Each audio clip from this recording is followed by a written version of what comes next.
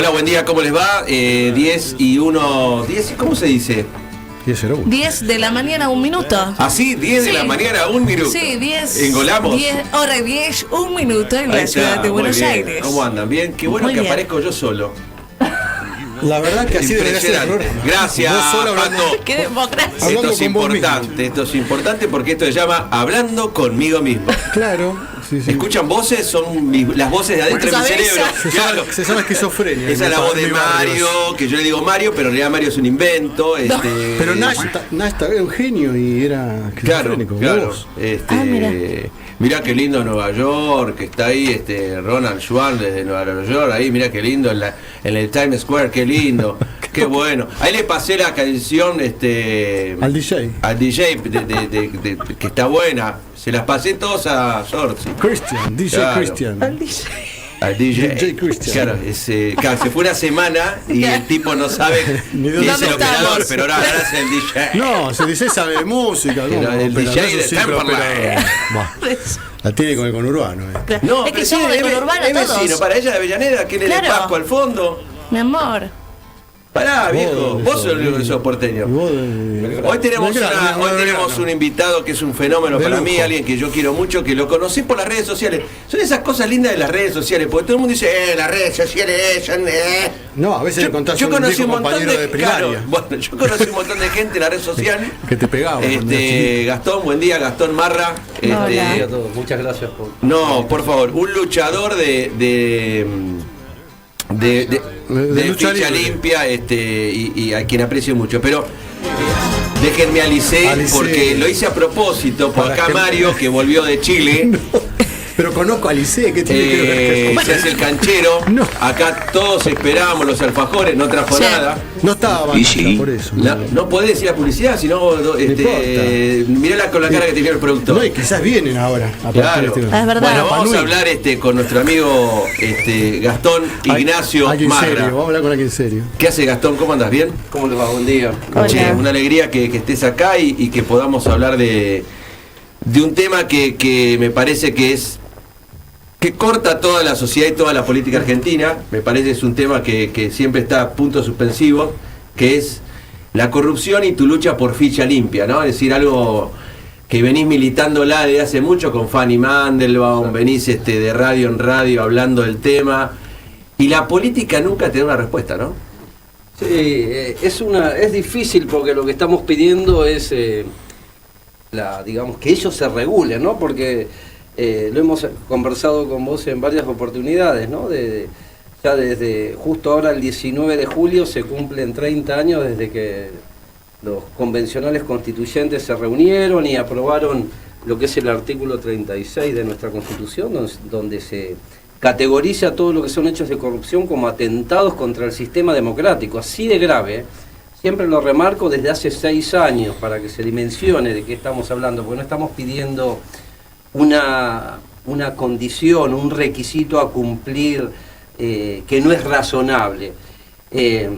Y lo hemos conversado justamente en estos días, Diego, el tema de cómo a nosotros, los ciudadanos, a todos los que nos están escuchando, ya desde hace muchos años, desde 1999, por ejemplo, para ingresar al Estado, ya si estás con un proceso penal pendiente, ni siquiera con condena, antes, ¿no? Con un proceso penal pendiente por delito doloso o delito en perjuicio de la administración pública, ya preventivamente se te impide ingresar. Esto hablamos Pero eso es el empleado público. al empleado público nacional, provincial y en muchísimos municipios. Sí, en las provincias sí, sucede exactamente lo mismo. Porque estamos hablando de requisitos, no estamos hablando ni de penas, sí, porque acá lo que se genera y lo que ya ha pasado en el Congreso Nacional... Pero para que el oyente no se entienda, es decir, no tenés que tener la pena firme con la Claro. cámara que te confirmó. Ya cuando venís un poquito sucio, no entras a la administración pública. A la administración pública Sí, con un voluntaria. procesamiento. Con Ni un siquiera se procesamiento. elevó a juicio, Ok. donde la persona se le aseguraron todas las garantías judiciales del artículo 8 de la Convención Americana sobre Derechos Humanos. Sí. que también adherimos hace muchos años, en el 84, pero ya no ingresás al Estado.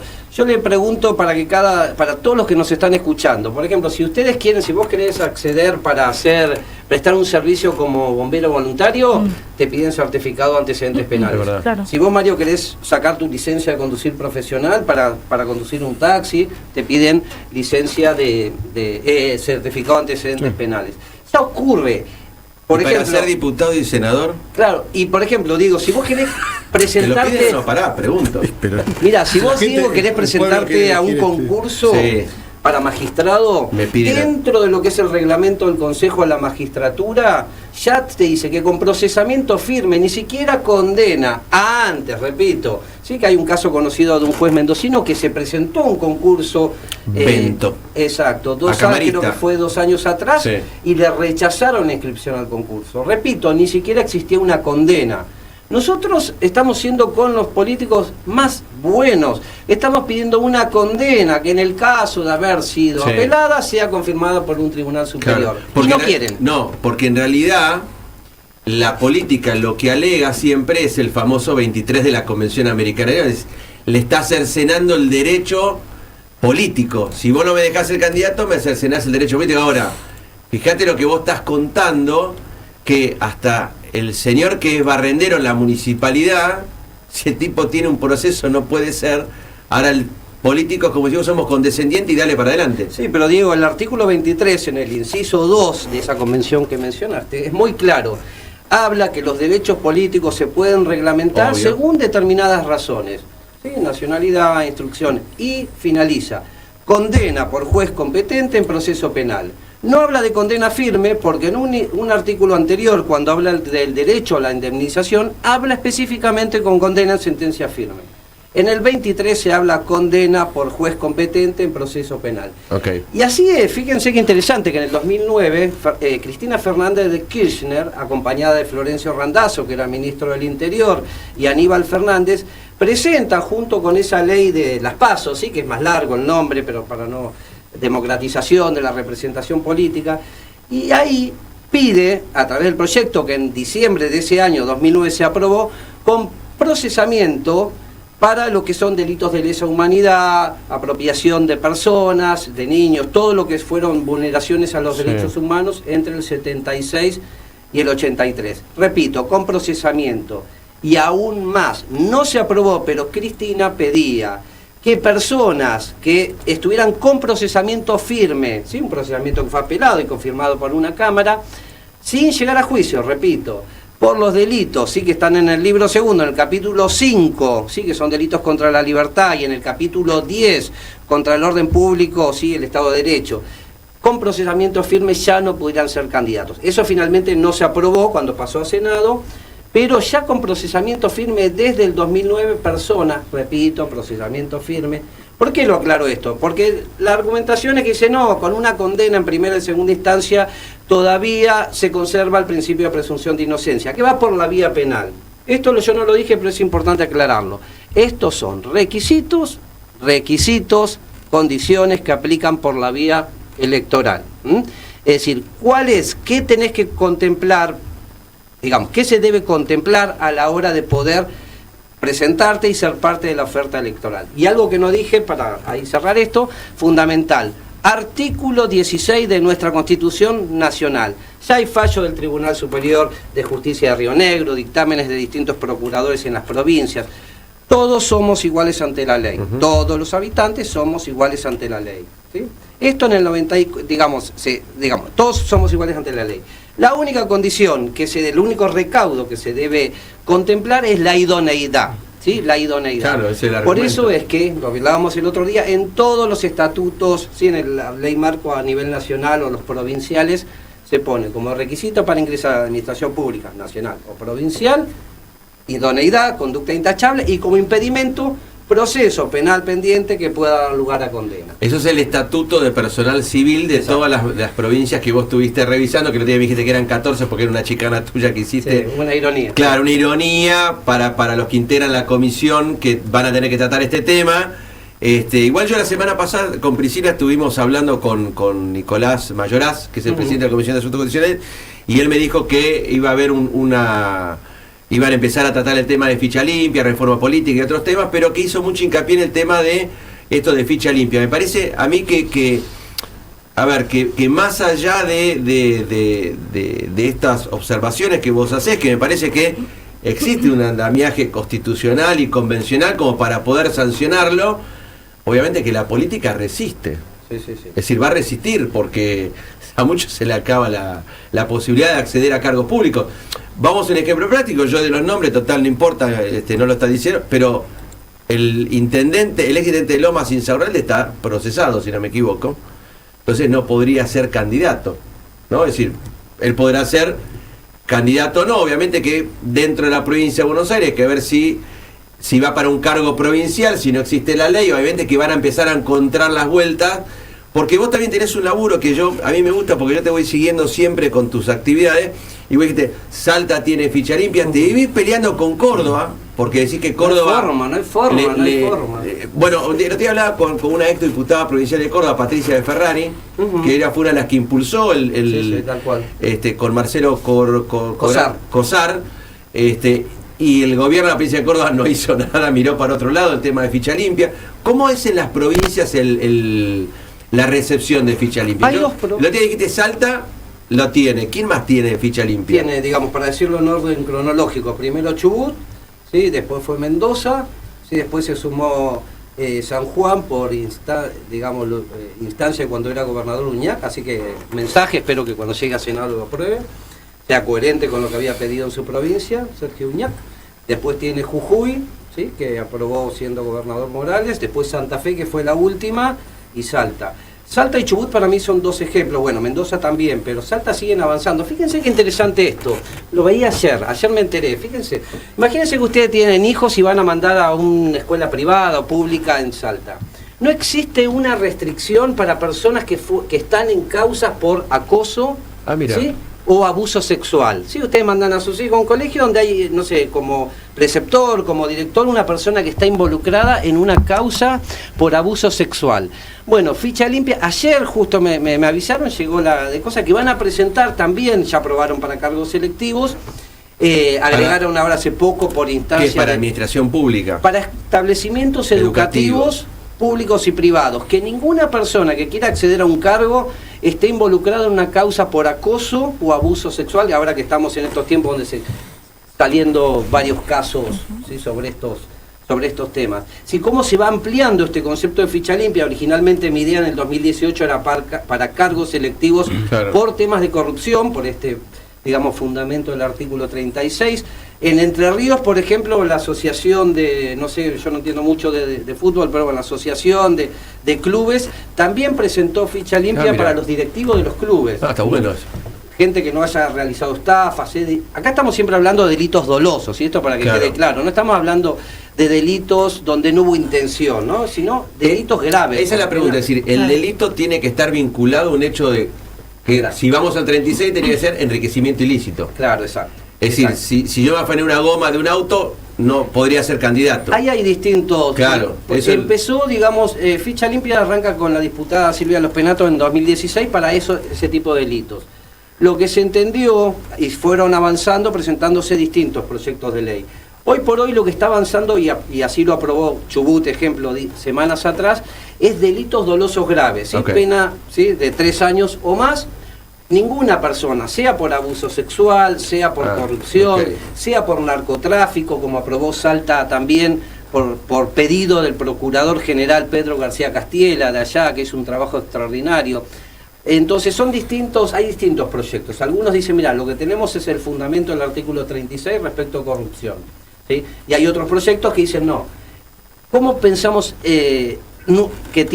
cuál es el concepto de idoneidad cuando pensamos en cargos de representación? ¿Delitos dolosos graves en general o estos? Pero hay distintas, Claro, propuestas. pero vos podés ser idóneo, pero podés venir sucio como una papa. Claro, estamos Entonces, hablando... el sucio como una papa no te permite, por más que tengas idoneidad, de acceder al cargo. Claro, el tema es pensamos, por ejemplo, en Santa Cruz hay un caso que la diputada Roxana Reyes lo viene pidiendo hace mucho tiempo. Hay una persona que fue protegida por la política que está con doble procesamiento por abuso sexual, ¿sí? Hubo víctimas, mujeres que se animaron a denunciar a esta persona y se encontraron después que desde el poder, hablo de gestión anterior, desde el poder salían las fotos quien gobernaba esa provincia con este comisionado. Yo siempre lo pienso también de ese lado, me lo imaginaba, una mujer que se anima a denunciar, no sé, sea acá en la provincia de Buenos Aires un intendente, como hay un caso reciente, o lo que sea. ¿Cómo se puede sentir la mujer que se anima a denunciar a alguien del poder, sea en Santa Cruz, en la provincia de Buenos Aires, en Salta, donde fuese, ¿no? Y después ver que desde el poder la persona es protegida, digamos, salen fotos sonrientes como pasaba en Santa Cruz. Yo me pongo en el lugar de esas mujeres. Sí, digo, y hay muchos casos, porque ahora se habla del caso Espinosa, pero yo les puedo asegurar que hace 6 años que vengo siguiendo esto en las provincias, y hay muchos casos en intendencias, en el norte, en muchísimos casos, donde hay casos de políticos involucrados con delitos contra la integridad sexual. Ah, mira, una cosa compleja, sí, porque... Gastón, mira, recién nombraste a Fanny Mandelbaum, o vos, creo, ¿no? Vos la nombraste y me acordé, mirá, recordé que en unos años trabajando con Graciela Ocaña, que le hicimos campaña a Fanny, que era candidata, no sé si a diputada, con el fiscal Lanuse. Sí, hace bastante, no me acuerdo en qué año fue. Yo admiro mucho me parece un tipo muy valiente, Lanuse. Y una de nuestros ejes de la campaña era algo parecido a esto, no se llama ficha limpia, pero como una especie de filtro inicial para que candidatos con un prontuario frondoso de mínima, ¿no? Porque ¿cuáles eran las restricciones con las que nos encontrábamos? Y a eso quiero preguntarte a vos, que estás muy empapado en este tema, porque las restricciones que encontramos era que, bueno, en una campaña, vos sabés que todo es muy sucio, en una campaña política, acá y en Holanda.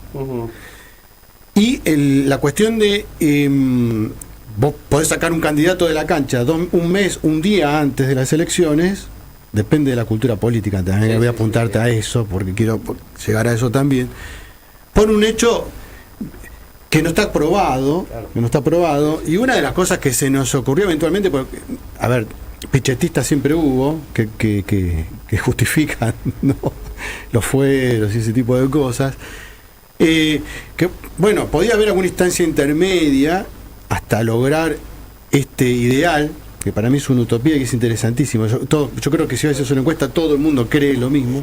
¿Hasta dónde? ¿Cuál sería el límite? Por ejemplo, votar a una persona que tiene algún procesamiento y que pueda llegar a ejercer su función y que corra el proceso, y una vez cumplido, de acuerdo a la sentencia, o se le pueda quitar el cargo o seguir adelante. Sería.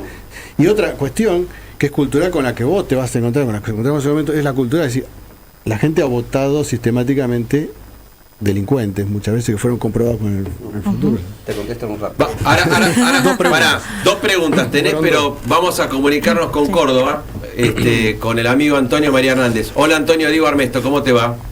La tuta Hernández. ¿Qué haces? Muchísimo gusto. ¿Cómo estás? Bien, acá estoy con Mario Daro, con Priscila y con un amigo en común, Gastón Marra. Estamos con el tema de ficha limpia y la lucha contra la corrupción. Bueno, muy, muy importante, un gran abrazo a Gastón, por supuesto. Escúchame, Antonio, ¿sabés que Gastón recordaba que ¿cómo era la fecha, Gastón?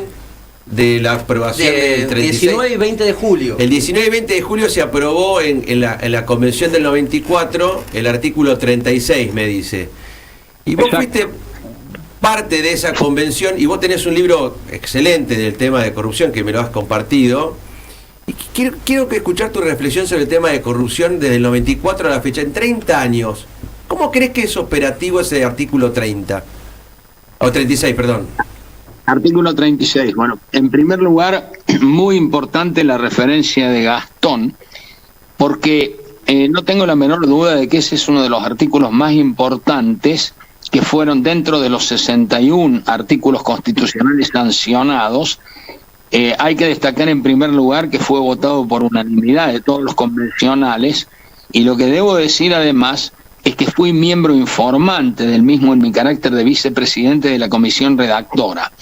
Pero además de explicar lo que eran los fundamentos constitucionales de la primera parte, lo que significa la violación del orden constitucional, es un artículo que tiene un sentido histórico y político institucional muy importante y similar a lo que fue el artículo 29 en la Constitución histórica de 1853.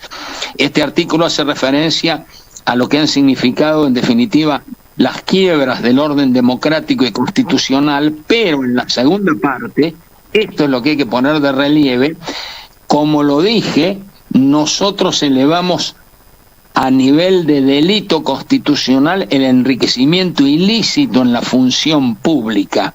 Y además está la orden al Congreso de sancionar una nueva ley de ética pública.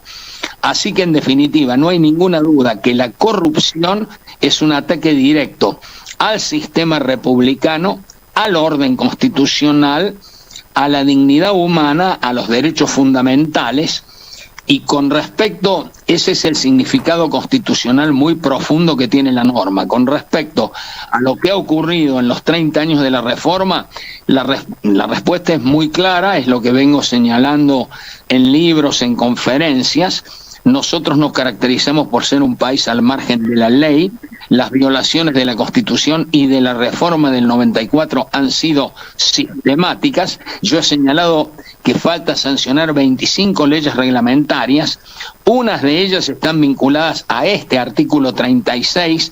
No hay ninguna duda que nosotros hemos retrocedido enormemente. Ya sabemos lo que en esta materia, ya sabemos lo que dura una causa de corrupción, un promedio de 14 años. Sabemos que prácticamente no hay ninguna condena, y si uno además analiza qué es lo que ha ocurrido con las modificaciones, ya sabemos que para que se aplique una sentencia penal tenés que llegar hasta la Corte Suprema de Justicia de la Nación, de tal manera que no hay ninguna duda de que el artículo está incumplido. Argentina es un país corrupto, las calificaciones debieran ser incluso peores que las que tenemos en Transparencia Internacional, y este es uno de los problemas más graves de la democracia argentina.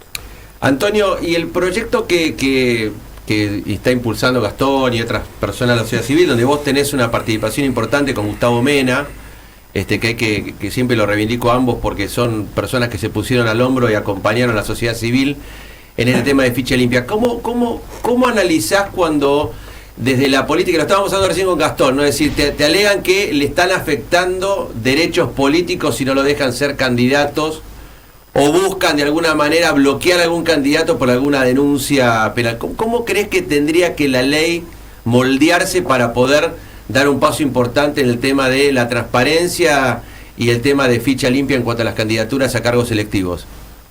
No tengo ninguna duda que la fundamentación es constitucional. La fundamentación está en el artículo 16 de la Constitución, del acceso a la función pública en base solo a la idoneidad, y en el artículo 36 de la Constitución Nacional, que establece claramente que es un valor de la democracia argentina en la lucha contra la corrupción.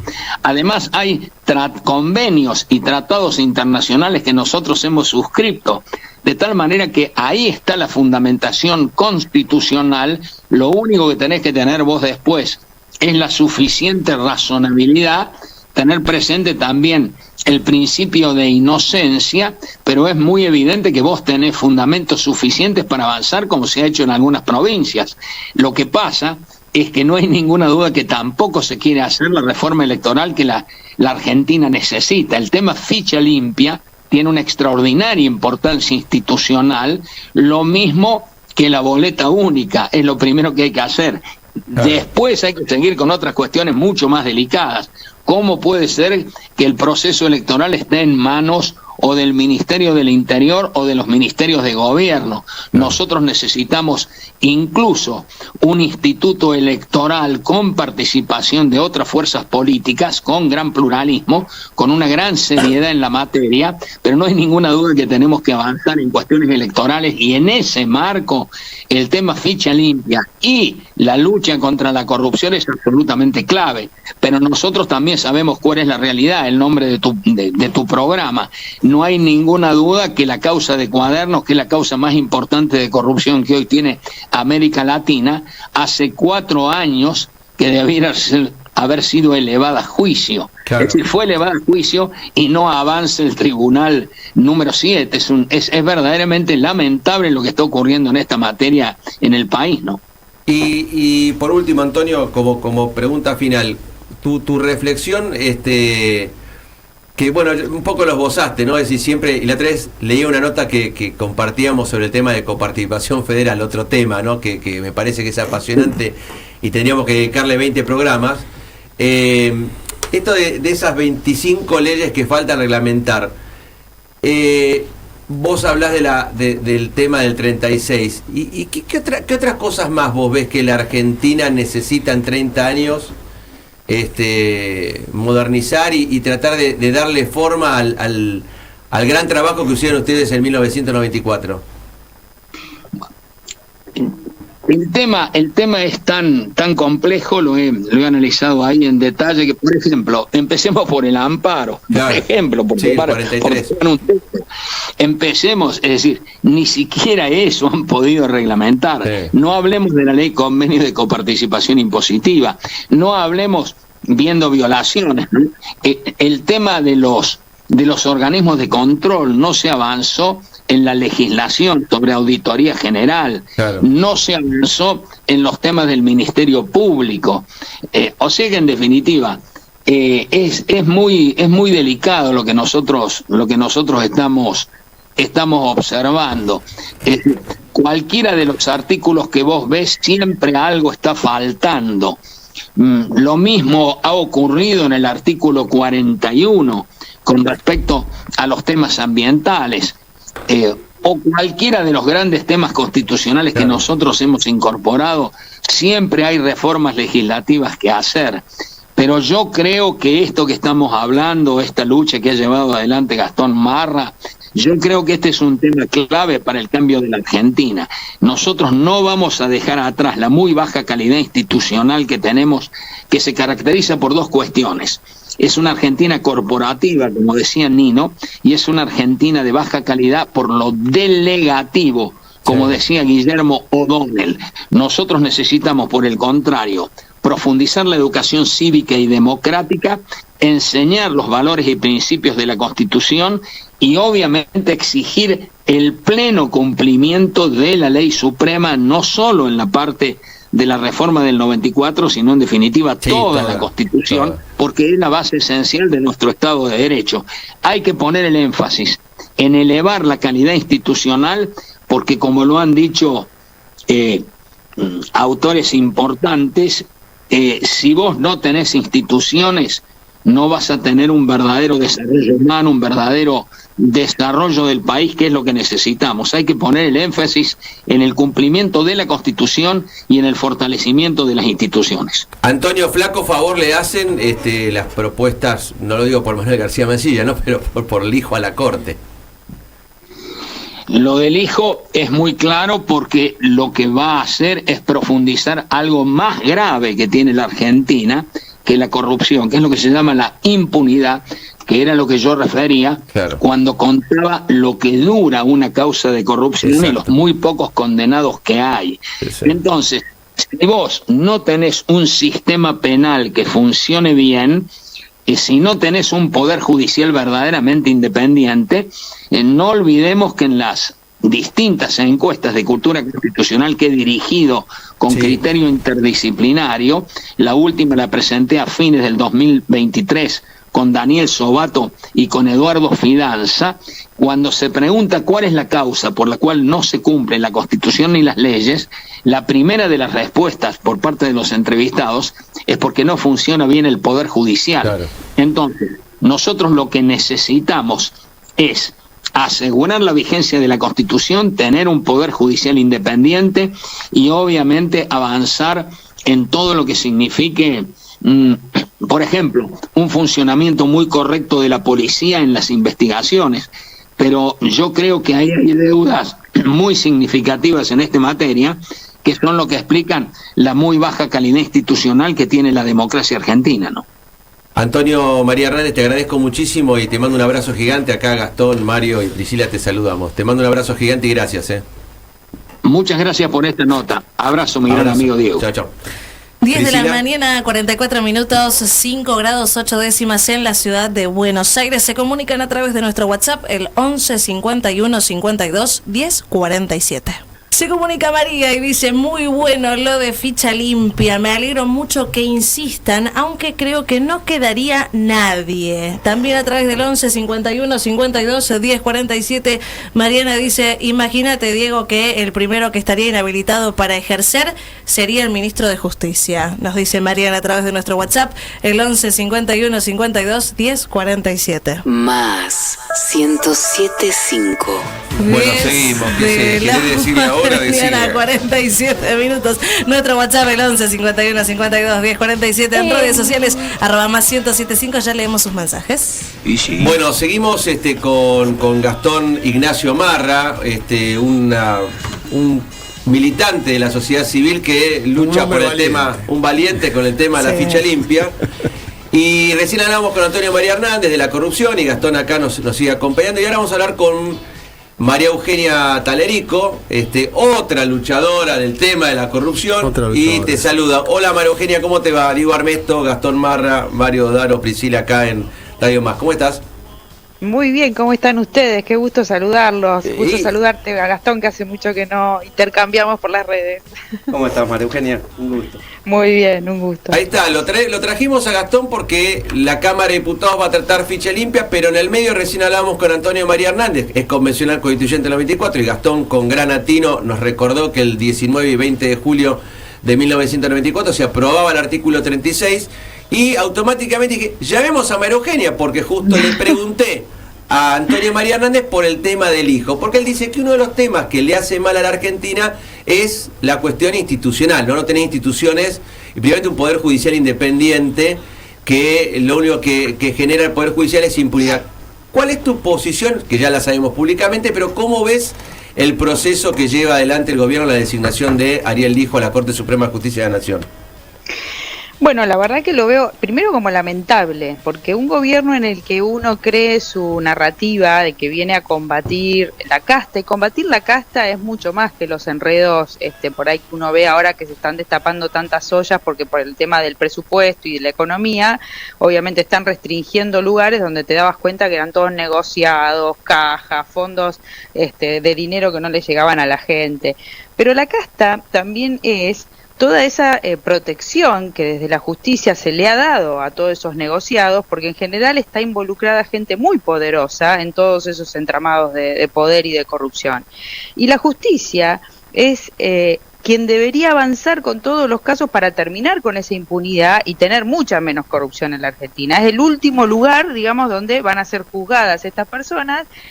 Y el juez Lijo, justamente, es uno de los grandes proveedores de impunidad en la Argentina, donde no solamente esto está medido con auditorías y que esto se sabe, sino que, por ejemplo, la impugnación de Será Justicia, hemos hecho un reconto de los casos judiciales que duermen en los despachos del juez Lijo con una manipulación de los tiempos muy grande. Entonces hay una protección del juez Lijo a la corrupción, a la casta de la Argentina. Él es la consagración de la casta en la Corte, y eso es muy negativo, a la par de todas las denuncias y señalamientos respecto de la actividad de su hermano y las puertas abiertas en tribunales, en el juzgado, por supuesto, de su hermano Ariel Lijo, pero también de otros jueces federales con los que Freddy Lijo opera. Y que, bueno, todos supimos de esa acusación de la mano de un enriquecimiento patrimonial importante y de actividades de un operador judicial de una manera non santa, porque no estamos hablando de un abogado que ejerce su profesión y que cobra honorarios por eso. Así que esto es lo que está llegando a la Corte a modo de premio y consagración de la casta corrupta de la Argentina, de esa que nos ha traído hasta acá. Por eso lamento que sea este gobierno el que dé este premio a un juez como Lijo, ¿no? Bueno, en su momento Freddy Lijo había dicho que todos los abogados somos operadores judiciales, ¿no? Me parece que hay operadores y operadores. Me parece no, que... porque claro, pero yo puedo ser abogada de un caso, tratar de ir y de disuadir a las partes que llevan el proceso, cobro mis honorarios, lo hago en blanco, no ando por los pasillos golpeando puertas para evitarle un allanamiento a un tipo o avisarle a otro que lo van a allanar y entonces que yo tengo las herramientas herramientas Claro. para evitar que eso suceda, porque eso es un operador judicial, un tipo que anda en las sombras y que tiene ese acceso ofreciendo como un mercader de la justicia, ofreciendo cosas que no se hacen. Sí. Eso es un operador judicial. ¿Cómo ves el proceso en el Senado de la Nación? Vos sos una persona que, aparte de integrar la Asociación Será Justicia y haber sido candidata a senadora en su oportunidad, es decir, pero tenés un olfato también desde lo jurídico y lo político. ¿Cómo olfateás el Senado de la Nación? ¿Cómo crees que viene? Porque, mira, te cuento, yo hablaba la semana pasada con alguien de la Comisión de Acuerdo y me dice, como todavía no están publicados, todavía no se pueden presentar las impugnaciones, cuando salga publicado el llamamiento, ahí tenés 8 días o 7 días para impugnar. ¿Cómo crees que el Senado puede llegar a tratar el tema de pliego del hijo? ¿Hay un corte transversal entre todos los partidos políticos o crees que puede haber sorpresas? Yo espero que haya sorpresas, porque si es por las propias palabras de los interesados, el hijo tendría los acuerdos. Son 25 votos los que vos necesitás para hacer el bloqueo. Aparentemente algo se está complicando, porque obviamente el gobierno está exigiendo que sea la dupla y parece que hay cuestiones con García Marcilla, entonces ahora están hablando de tocar la corte otra vez para ampliarla. Sí. Un desastre. Mi olfato todavía no me dice nada, todavía no hemos presentado las impugnaciones, que no las vamos a presentar nada más, vamos a tratar de intentar ir a hablar a la comisión y tratar de que lean, porque vos, como sabés, los acuerdos de la política te cocinan todo antes. Yo espero que en este caso lean, porque vamos a hipotecar la corte por muchos años, porque hasta que cumpla 75 este juez, son muchos años. Entonces espero que de una vez por todas la política, que esté a la altura de las circunstancias, ¿no?, de lo que la gente está pidiendo ahora, lea y se dé cuenta que este juez no puede llegar a la corte. No sé, lo que sí también me dijeron, Diego, yo no soy experta en derecho constitucional, de que es un acto complejo y que más allá del acuerdo del Senado, es el decreto presidencial el que pone al hijo finalmente a la corte. Mi entendimiento me alcanzaba, no lo indagué, todavía no lo estudié bien, mi entendimiento me alcanzaba a que con el acuerdo del Senado estábamos, pero aparentemente, lástima que no está ahí ahora María Hernández, porque aparentemente, o vos lo sabrás, aparentemente es el decreto presidencial. Así que tenemos que pasar el Senado y que no pase una tormenta para que suceda. Vos concluís otro, ¿no? El proceso de designación una vez que la Comisión de Acuerdo le presta acuerdo, lo remite al Ejecutivo para que el Ejecutivo haga el decreto. Ahí va a ser, si el presidente termina haciéndolo, si es su candidato, yo calculo que lo va a confirmar. Sería muy raro que el presidente vaya a ir contra su misma designación, más con la convicción que lo defiende siempre en la televisión, ¿no? Es decir, que dice... No, convicción no veo yo. Bueno. No sé, que yo lo veo siempre tartamudear. Sí, está bien, pero... Los argumentos que ensaya son siempre muy débiles, que no alcanzan a justificar las razones para poner al hijo a la corte, la verdad. Sí, pero comparto lo que vos decís, si lo envió y como acelera la curva, probablemente dicte el decreto si pasa el Senado. Sí, en realidad en la argumentación de la defensa se contradice, porque es verdad, él sostiene con titubeos la candidatura del hijo y habla siempre que es un juez que tiene capacidad y de celeridad en la resolución de causas, y después, como recién hablaba Antonio María Hernández, las causas en Comodoro Pi duran 14 años, entonces parece que es idóneo para algunas cosas y para otras no. No, es idóneo, sí, es idóneo para garantizar impunidad y para estar al servicio del poder, y eso es una muy mala señal para lo que vos decías al principio, atraer inversiones y dar la señal de que la Argentina está saliendo de las reglas de la corrupción, porque acá las inversiones, si les aseguramos que no son, que digamos que se terminó esa joda, no van a venir, a los americanos las reglas las reglas que tienen impuestas hacia los europeos para venir a países con corrupción no van a venir, Claro. Entonces no jorobemos, porque realmente es una muy mala señal, y ya hay alertas afuera de Transparencia Internacional, de Human Rights, Washington Post, o sea, han hecho, hay mucho ruido en el exterior con el lo Wall que Street Journal también estuvo hablando del tema del hijo. Claro, una gran contradicción de Milei, María Eugenia, te agradezco muchísimo tu tiempo y te mando un beso gigante y gracias, y bueno, nos vamos a cruzar. Peleando. Gracias, Diego. Dale, muchas gracias grande. a ustedes. Chau. Buen día. 11 51 52 10 47. Nos siguen dejando mensajes nuestros oyentes. Acá Carlos, por ejemplo, dice: ficha limpia es una muy buena idea para países del primer mundo. Acá en nuestro país creo que el Congreso y sobre todo el Senado quedaría acéfalo. Gastón, una reflexión final sobre el tema de ficha limpia, y para los que estén escuchando, cómo sumarse, cómo ayudarte, si tenemos que ir a hacer una marcha atrás tuyo, decinos. es una iniciativa ciudadana. Si esto surge con fuerza desde la sociedad civil, no pertenece a un partido político, sino que invitamos a todos a adherir. Y esto lo quiero aclarar porque a veces, por ejemplo, en Córdoba, que mencionaste antes, días atrás dijeron, bueno, no dieron quórum para ficha limpia porque la oposición en su momento, no sé qué problema había habido con el apoyo a otra ley. Yo quiero que se evite eso y quiero que cuando llegue al Congreso Nacional todos nuestros representantes sepan que esto es algo que pide la sociedad civil. No existe un proyecto de ley que cuente con más de 440.000 adhesiones. Repito, lo pueden mirar en Change, no existe ningún proyecto de ley que sume, que tenga más de 440.000 apoyos. Ninguna petición, ninguna. Son muy pocas las que superan las 100.000 firmas, las 50.000 firmas. Entonces quiero que eso tenga en cuenta, que es algo que pide la sociedad civil para que nos protejan. Los representantes, nuestros representantes, tienen que proteger a la sociedad entera. Sí, esa es la idea de Ficha Limpia, nada más que eso. Esto no es una iniciativa contra absolutamente nadie. Y contestándole muy rápidamente a Mario... Si tenés un minuto para contestarle a Mario. Sí, y contestándole a Mario, ¿qué mejor que un político cuando llegue la candidatura diga, yo acá tengo mi certificado de antecedentes penales? Imagínate, Priscila, que el día anterior a vos te hicieron una campaña como le hicieron a Mario Negri y a otro referente nacional en la elección pasada a través de portales, con información un día antes de la elección. No había posibilidad de frenarlo. Bueno, esto es genial porque vos agarrás y decís, acá está mi ficha limpia, yo no tengo ninguna condena revisada y confirmada por ningún delito doloso. Por más campaña que te tiren, que eso es inevitable, es lo que se viene desde los portales y eso no se va a poder evitar, menos ahora con inteligencia artificial y todo eso que es un tema para... Mario, reflexión final. No, reflexión final, que hay que educar al soberano. Es así, siempre terminamos en lo mismo. Claro. Lo dijo Tuta, lo dice Gastón, lo decís vos, siempre hablamos. Sí, bueno, vos también lo digo siempre, la calidad institucional pasa por ahí, que un pueblo elija esto que propone Gastón. Es la sociedad la que tiene que entender, y una vez que eso ocurre, los políticos te van a dar eso, porque es así.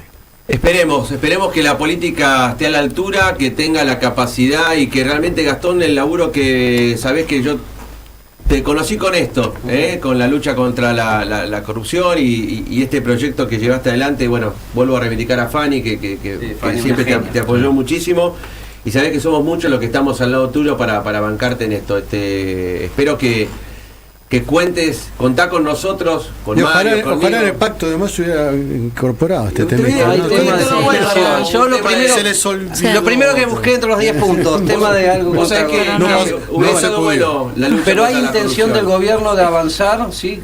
en este tema de ficha limpia, y yo lo valoro porque en los últimos 4 años no se pudo debatir en el Congreso Nacional. Por eso pongo de relieve y vuelvo a repetirte lo que hablé con el diputado Mayoraz, que la verdad, como presidente de Asuntos Constitucionales, se comprometió acá en la radio hace una semana y dijo que iban a trabajar y trabajar el tema. Me parece que es un tema importante para volver a poner sobre la mesa la discusión de la corrupción. Es lo que decía recién también María Eugenia, ¿no? Es decir, el tema es decir, una de cal y una de arena. Bueno, esto tiene que ser... Y María Eugenia lo encaró también por el lado económico, fíjate qué importante que es. No solo lo ético, ¿no? Por eso, bueno, terminamos cayendo en las inversiones. ¿Vos querés seguridad jurídica? Sí, flaco, dame jueces honestos y leyes que verdaderamente luchen contra la corrupción.